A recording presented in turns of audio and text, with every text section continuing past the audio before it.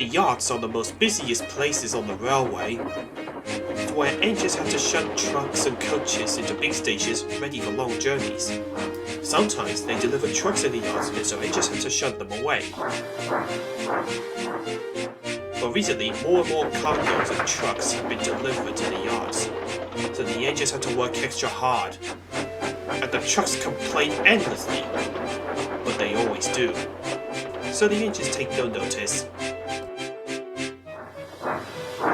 Dirty trucks and dirty sardines, blech! Complained James. What are you going on about, James? Duck said, who was nearby. I remember back on the Great Western. That tin pot railway! Tin pot indeed! Let me tell you... Silence! Snapped the well-known voice. It was the Fat Controller. Let me tell you that the engine for goods work will be arriving from Scotland first thing tomorrow morning.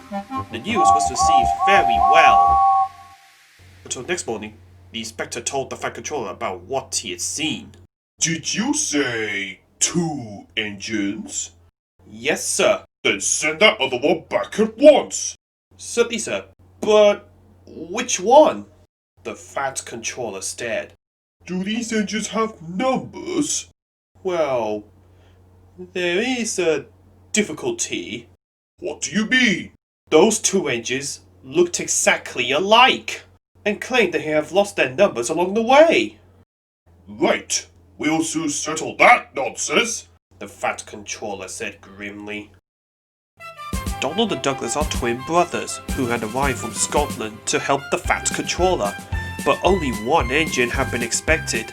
The brothers meant well, but did cause confusion, so the Fat Controller had given the numbers, Donald 9 and Douglas 10, but he was still planning to send one engine home. Later, after the painters had left, the inspector returned to see them. Now then, Donald and Douglas, here's Duck. He'll show you around before you start work. The 2 engines enjoyed themselves and were soon friends with Duck.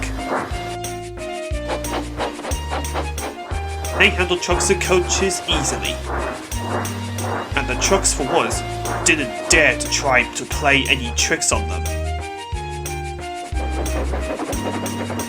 We like to play here, said Donald. That's good, replied Duck.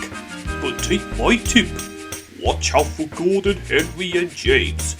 They're sure to try some nonsense. Didn't bash yourself. We'll soon settle them.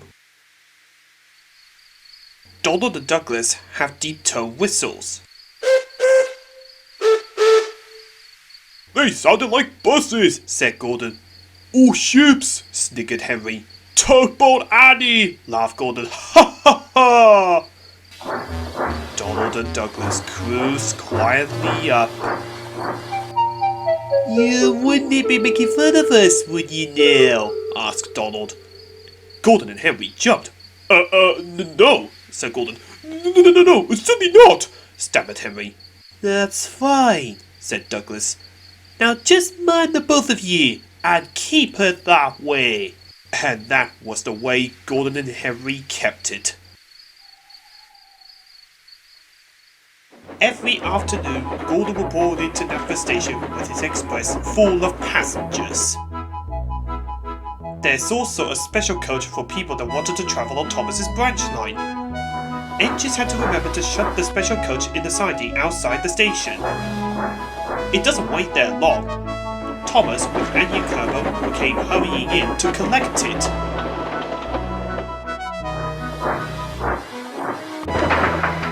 Thomas is very proud of his special coach. One day, Douglas offered to shut the express while Duck was busy arranging Donald's train. He was enjoying himself at first, until an awful thought struck him. I hope the Fat Controller doesn't find out I shouldn't be here. I can't abide going back. He was worrying so much that he had forgotten all about Thomas's special coach. So he pushed it with the others into the carriage siding and hurried off to join Donald. Thomas came by whistling cheerfully. he soon came back fussing. Where's my coach? Coach? Asked Donald. What coach? My special coach that Gordon brings for me. It's gone. I must find it. Oh, sakes, cried Douglas. I may have shuttered the special coach with the others. You see that? Exclaimed Donald's driver. A mob of angry passengers erupted from the siding.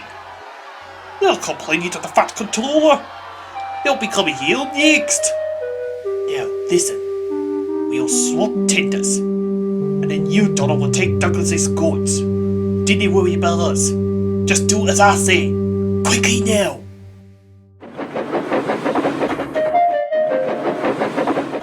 So Donald, with Douglas's tender, left with the goods. Douglas waited for the Fat Controller and the passengers with innocent expression as they walked up. Ah, Donald! And why have you not taken the goods? My tender has had a spot of butter, sir. The driver showed him the tender, still uncoupled. I see. Some defect, no doubt. Now tell me, why did Douglas left so early? Well, maybe, sir.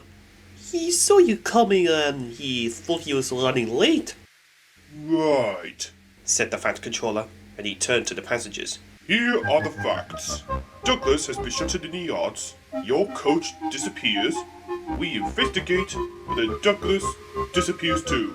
Please accept my apologies, and the matter will be investigated, so have a good afternoon. The Fat Controller watched as the passengers walked away. His shoulders twitched as he wiped his eyes. Douglas wondered if he was crying, but he wasn't. Douglas! Why are you masquerading with Donald's tender?